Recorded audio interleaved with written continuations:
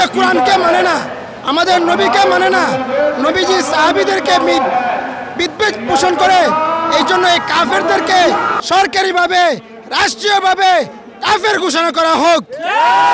তারা এই দেশে বসবাস করতে পারবে, বসবাস করতে হলে একটাই দাবি, তারা এই দেশে মুসলমান বলে দাবি করে বসবাস করতে পারবে না।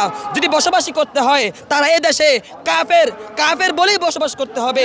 এই দেশে যেমন হিন্দু, বৌদ্ধ, অন্য সব খ্রিস্টানরা এই দেশে বসবাস করতে পারতেছে, আমরা সেই সুযোগ দিয়েছি।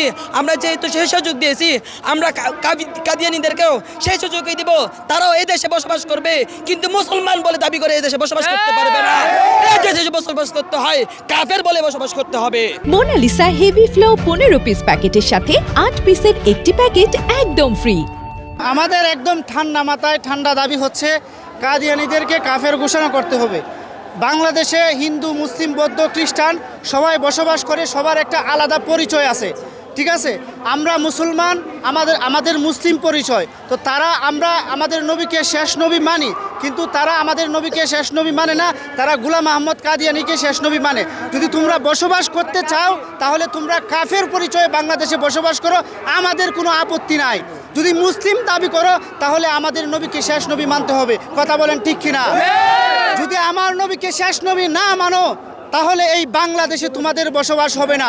আমি প্রধান উপদেষ্টা মহোদয় ডক্টর মোহাম্মদ ইউনূসের কাছে আকুল আবেদন করি, আপনার দ্বারা সম্ভব, আপনি একজন নোবেল বিজয়ী, আপনার দ্বারা সম্ভব, আপনি যদি চান আপনার মাধ্যমে ইনশাল্লাহ এদেরকে কাফের ঘোষণা করুন। কারণ এই বাংলাদেশে যদি আপনি ঘোষণা না করেন, বিগত 16 বছর শেখ হাসিনা এক ফেসিবাদ রাষ্ট্র কায়েম করেছিল, আমরা তার কাছে দাবি করেছি, কিন্তু সে দাবি সে পূরণ করে নাই। সুতরাং সে একজন ছিল জালেম। আমরা শেখ হাসিনার সাথে আপনাকে তুলনা করছি না, আপনাকে আমরা ভালো মানুষ মনে করছি, এখন পর্যন্ত আপনাকে আমরা সমর্থন দিয়ে যাচ্ছি।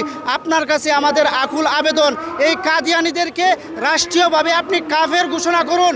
এবং সবচাইতে দুঃখজনক বিষয় হলো যে মুসলমানদের মধ্যে যে বিবাহ বন্ধন হয়, এখানে তাদের সাথেও বন্ধন হয়, মানুষ সেটা বুঝে না, সাধারণ মানুষ সেটা জানে না, না জানার কারণে তাদের সাথে বিবাহ বন্ধনে আবদ্ধ হয়, অথচ এটা সম্পূর্ণ হারাম, কারণ তারা আমার নবীকে শেষ নবী মানে না।